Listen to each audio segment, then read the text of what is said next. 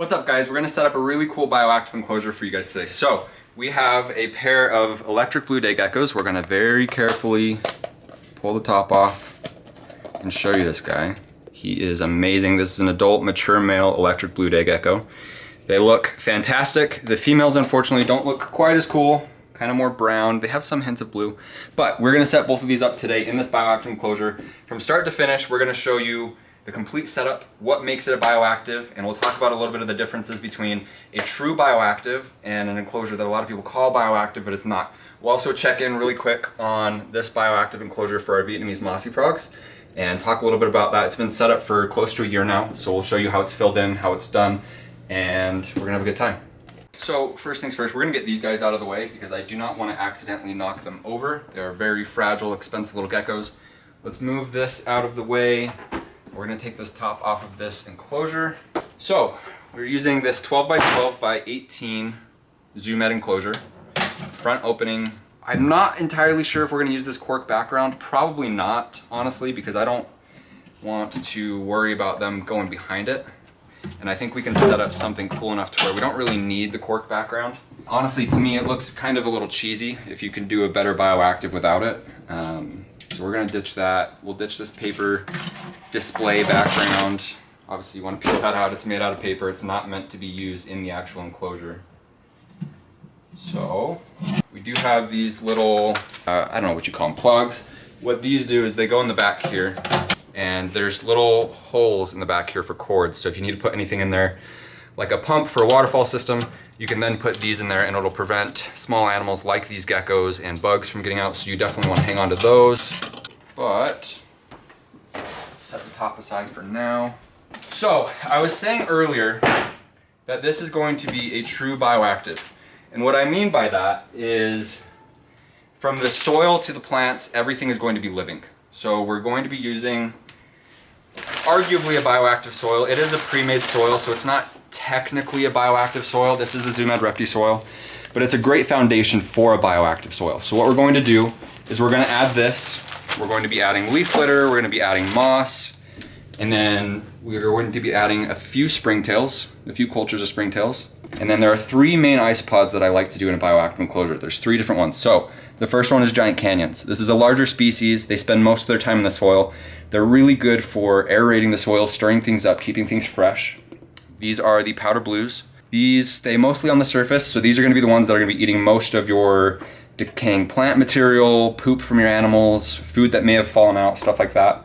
And then these are dwarf whites. Dwarf whites are just a great staple. They're very fast breeding. These will get eaten by the geckos a little bit, but they'll breed a little bit faster than the geckos can eat them, hopefully. So those are the three that I like to do. Those are all on the website. Most of these things will be on our website. I'll actually put a link down in the comments of all of those things that we use, that we sell on our website, and you guys can go check them out there.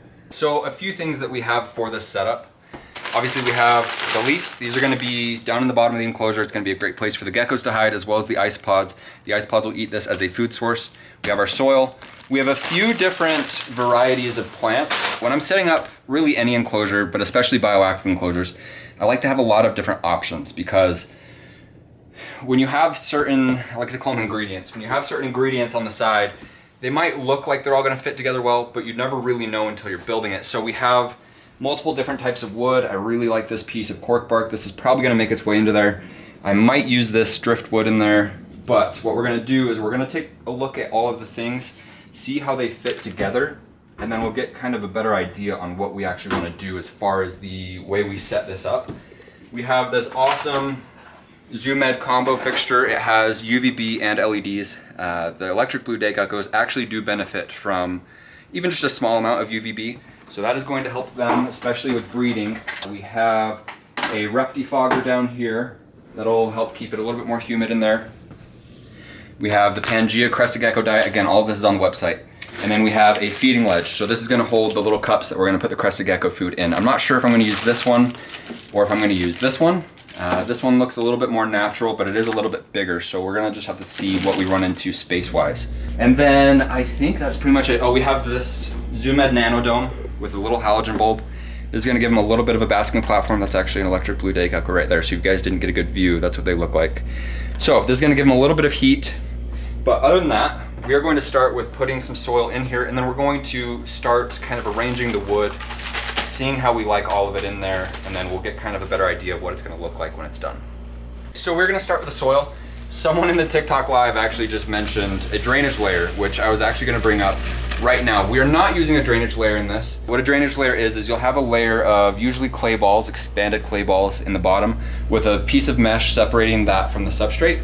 There is some benefits to it, but personally I don't like using drainage layers in enclosures that don't have a ton of water, because to me it's just wasted space. I like having a deeper soil layer. It helps with the bioactive, it helps with the plants with their rooting. So on enclosures where you have like a waterfall or something where there is a lot of water going into the enclosure and you don't want the plants sitting in wet soil, then yeah, a drainage layer is great. But with this, as long as we're just really intentional about how much water we're putting into the enclosure for the plants, we'll be totally fine without a drainage layer.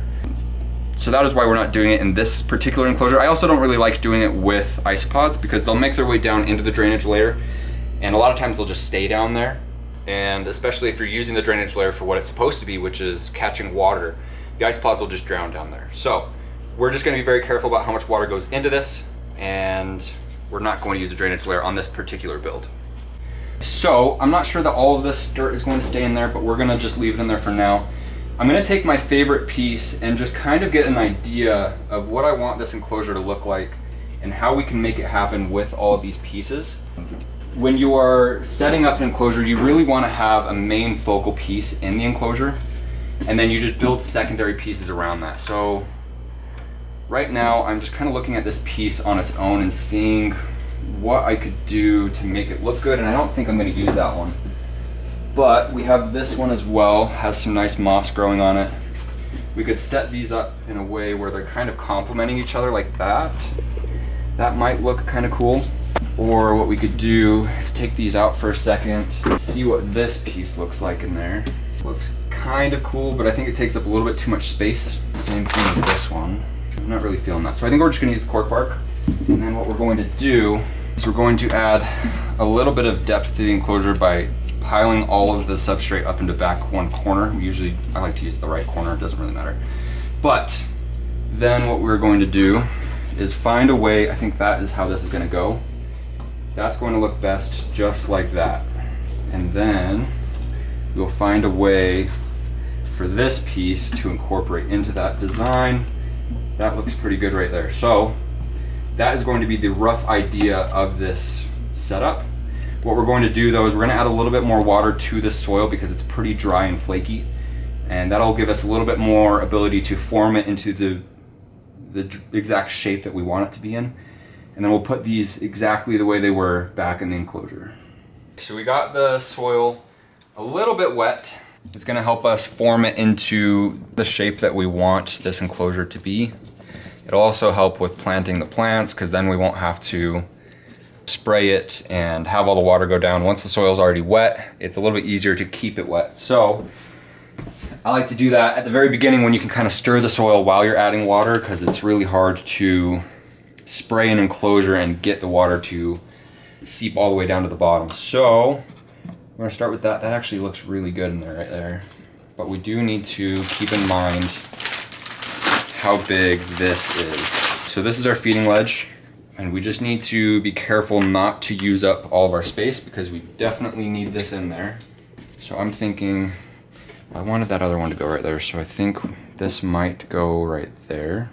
It's a little bit big, so I don't know. I'm undecided on which one I want to use. We might do this one and put it on the front door. I don't know.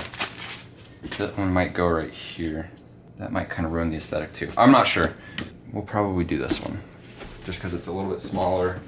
Gives us a little bit more room to work with. And it's clear, so you're not really going to notice it a ton.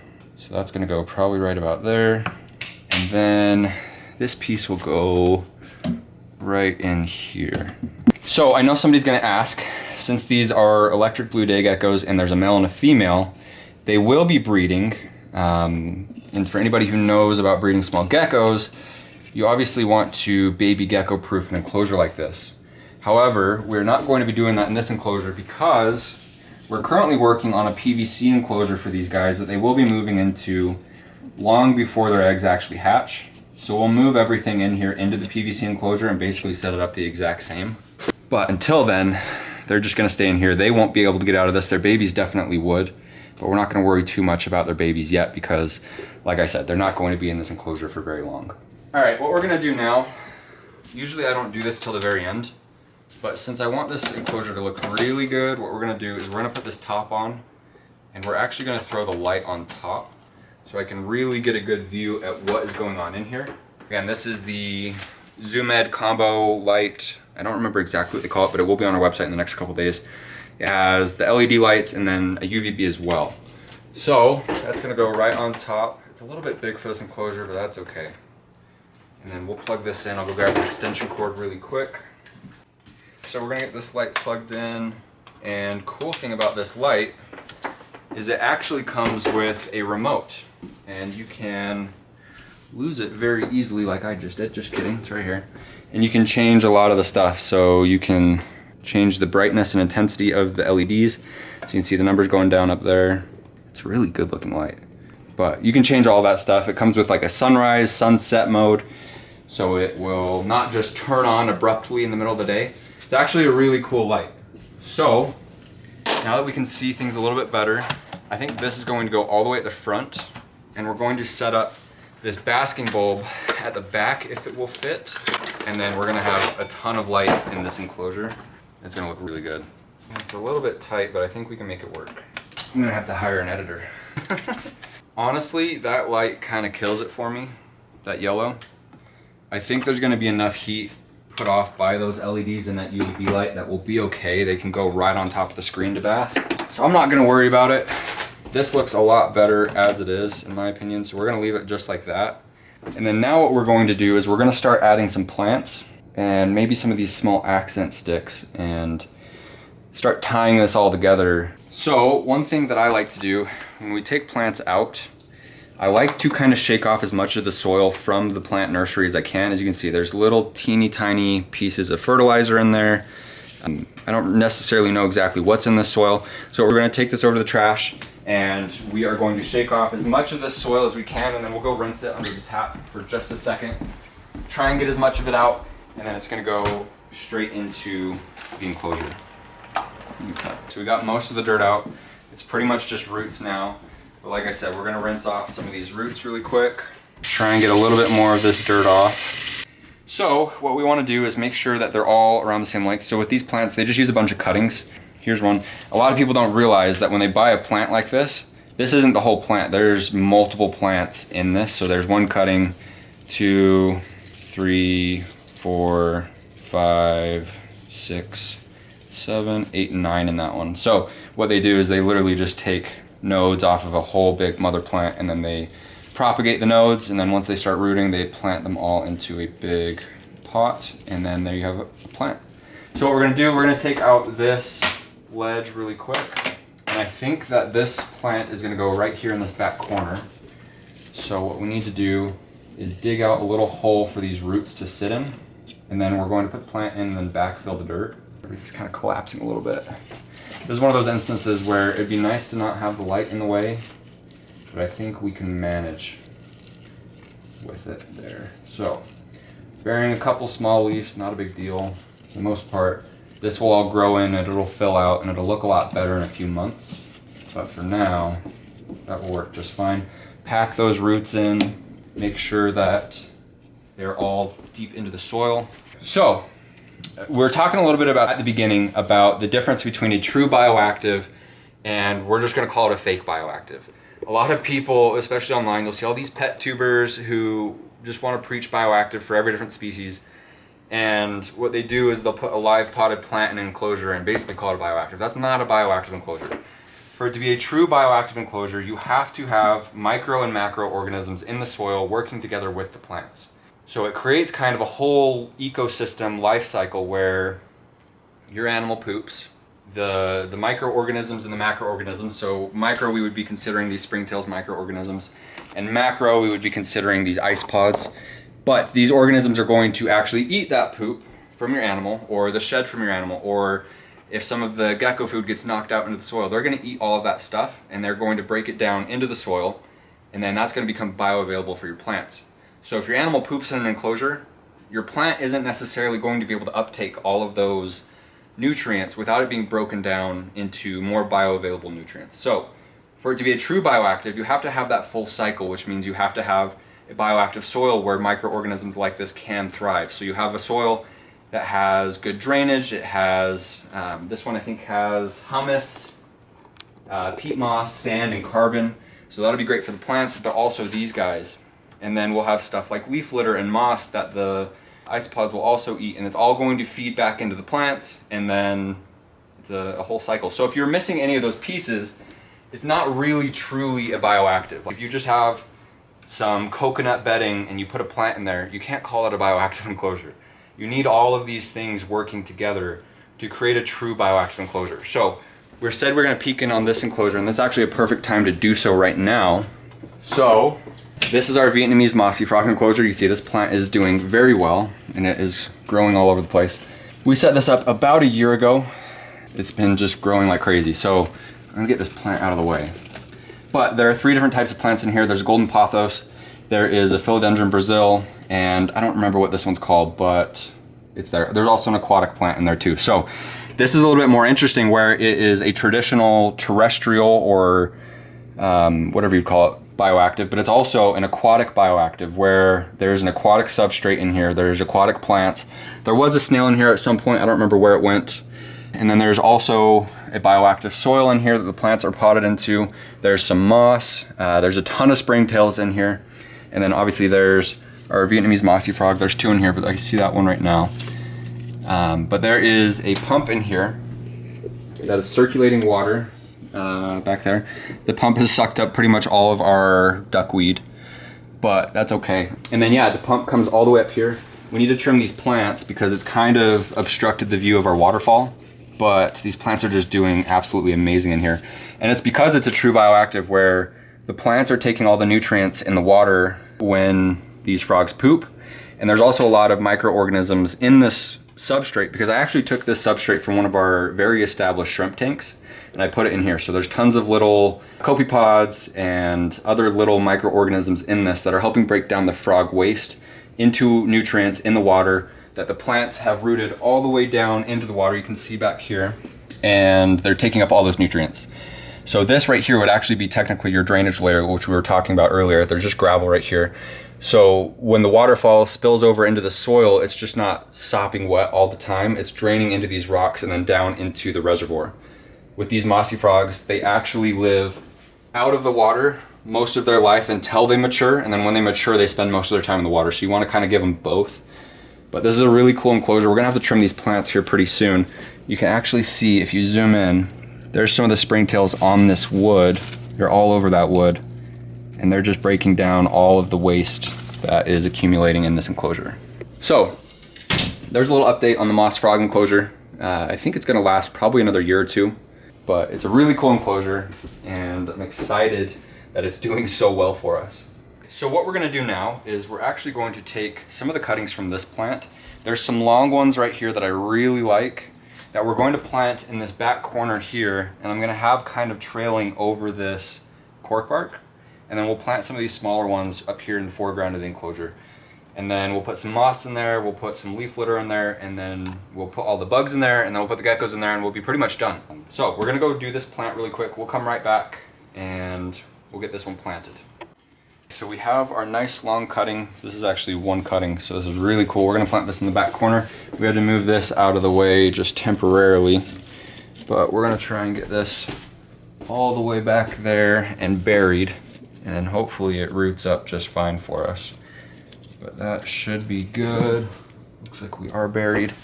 And then we'll put this back just like so, trying not to crush the plant. And I think that we actually want this to be in front of the plant, kind of like that. We're going to take this plant and then kind of prop it up like this, and then just hope it continues to grow and fill out back here, but that looks pretty good. So we might even take 1 or 2 of these little cuttings and also add them just to kind of make it flow together. I think we're gonna put this one right down here very carefully, and we'll let this one kind of grow up that way. So with builds like this, I don't like to use a ton of different plants.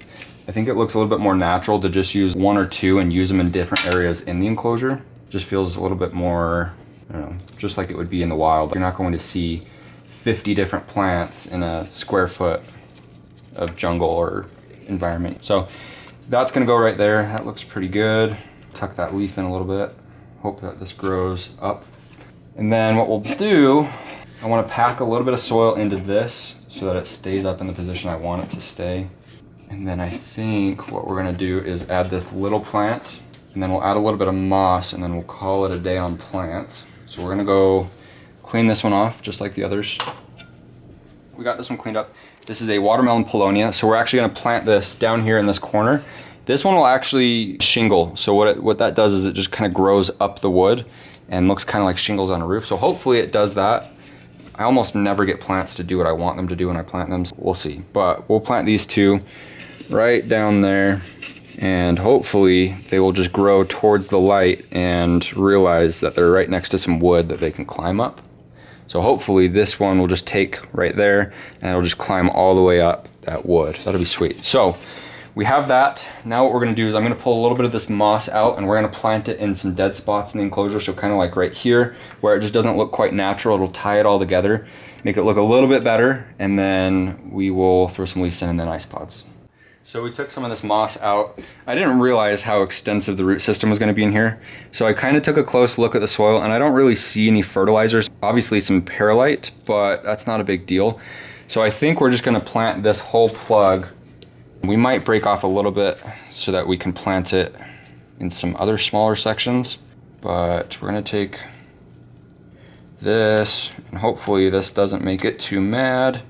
So we're going to take this small piece and plant it right there. And we'll take this larger piece and plant it kind of in that background. We might put another piece right in here as well. So let's see. We're gonna take off some of these roots. Hopefully this doesn't just die on us.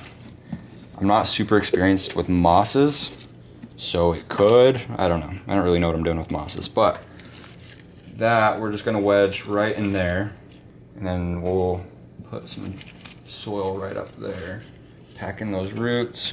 And hopefully that'll do good for us. I think it will. We will put a little bit of it right over here. And then we're gonna put the remainder of all of it just like right here. That'll tie it together a little bit more. Get this plant back up out of the way. And then now what we're going to do is we will add a little bit of leaf litter. So I like using these really small Galapagos ones. And then these ones might be a little bit big for this build, but we'll see if one or two of them looks good in there. What we're gonna use in here for moss is this Zoo Med Natural Terrarium moss. This is my absolute favorite moss to use just as decorative moss in an enclosure, especially bioactive enclosures. The sphagnum mosses just don't really look natural to me when you scatter them around a cage. But this is my favorite one. Again, this is on the website. This is the mini bale size. We have, of course, the smaller size on the website too. We will obviously not use anywhere near this much on this enclosure. However, we will use this for a lot of our other enclosures. So what I'm gonna do is I'm just gonna peel some of this off, and then we're going to kind of sprinkle it in some of the dead spaces in this enclosure, the spots that just don't kind of look all that good. So like up here, back there. And then I like to just do a sprinkle over the entire thing. We'll pack a little bit in the transition here. It'll kind of tie that moss in. We'll wedge a little bit in right there, make it look like it's kind of growing out of that log. And again, this is all really just kind of aesthetic. The ice pods aren't really going to eat a ton of this. This is mostly just to make it look a little bit better in here. Okay. Yeah, there's nothing really natural about just a plain soil bedding. So you have to make it look a little bit better, if that's what you're going for at least. So I'm happy with that on the moss. Now what we're going to do is we're going to add some leaves, and exactly how they would fall in the wild, we're just going to put some up here and just let them fall into the enclosure naturally. I don't like just kind of like placing leaves because it looks weird and unintentional, but we'll just sprinkle these in. And again, these are going to be great little hiding spots for the geckos as well as the ice pods. And then I don't think we're going to add any of these big ones just because I think that looks pretty good the way it is. Now, the next step really is just to add the bugs. And what we're going to do is we're going to start with our springtails. What we should have done actually we should have put the ice pods in first. So what we're gonna do is I'm gonna move this stuff out of the way because we're actually just gonna dump this dirt from our ice pod cultures in there. These are some that we took to the show, but there's still a bunch in there. So you can see there's a little dwarf white. They really are pretty small. So that's gonna go right in there. We have 2 containers of dwarf whites going in. And then we have 1 container of powder blues going in. And then 1 container of the giant canyons. This is the trio that I really like to recommend for Bioactive. It seems to do really well. So you can see, here's a giant canyon. So we'll tuck all of that dirt back in there, out of the way. We'll fix this a little bit. Might have to sprinkle some more leaves because I really liked the way that that looked. No, that'll be right. Okay, so that is how that is going to go. Get all of these leaves off of this plant a little bit. And now we'll do the springtails.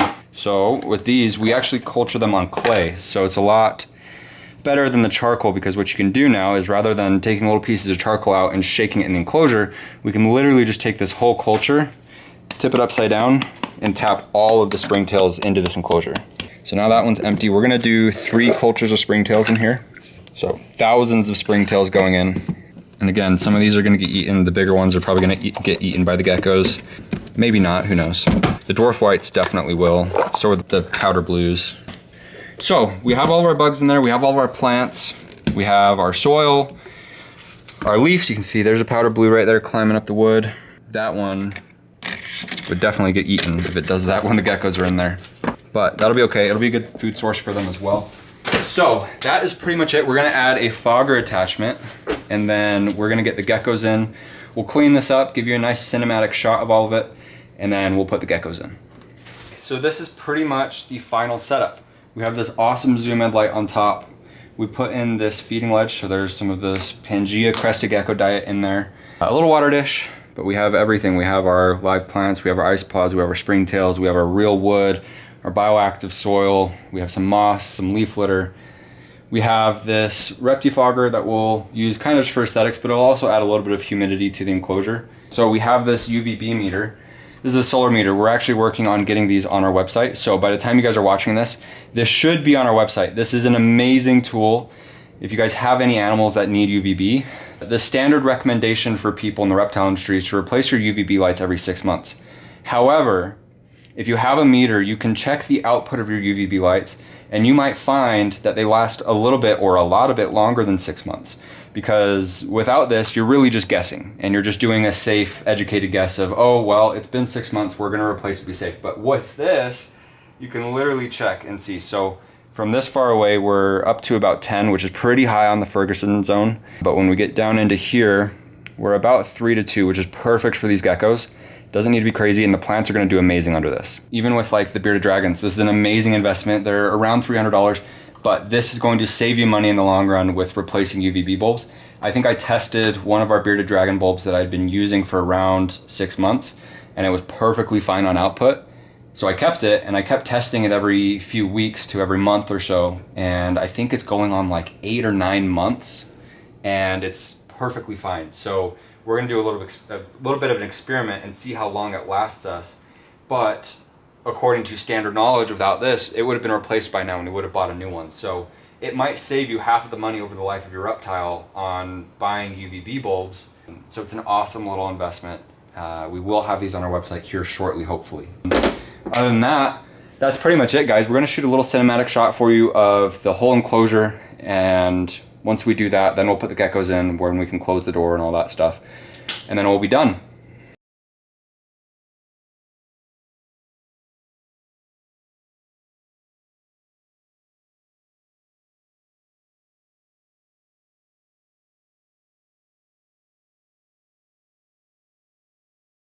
So that's the female. And then this is the adult male. He's a little bit more chill, so we're going to very carefully take this lid off so that you can see. And then we're going to try and get him in this enclosure in a way where he's kind of perched up on a branch and we can get a good view of him without him just running away and hiding really quick.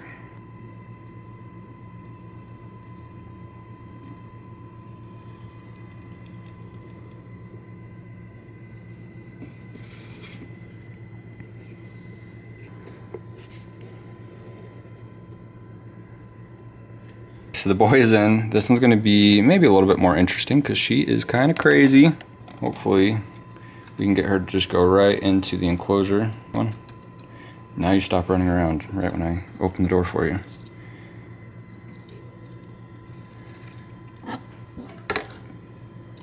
Yep, there you go. And then right away, right into the back. So she is right back here right now. But hopefully this introduction goes well. Hopefully they like each other. And hopefully we have some eggs here pretty soon. So guys, that is start to finish of us setting up our little bioactive enclosure for our pair of electric blue day geckos. I hope you guys enjoyed it. Again, almost all of this is on our website. So if you want some of the stuff in this video, it will be on our website. The Reptifogger for sure. This light is going to be on there in the next couple days. The cork bark, we don't ship the plants or this glass enclosure, but everything else is on our website. So if you guys need any of this stuff, go check it out, luxurreptiles.com. It'll be down in the comments below.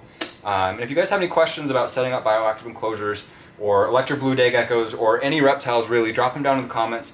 We'll be responding to them. And if you guys have enjoyed this video, subscribe, like, comment, all that stuff. We'll see you guys in the next one.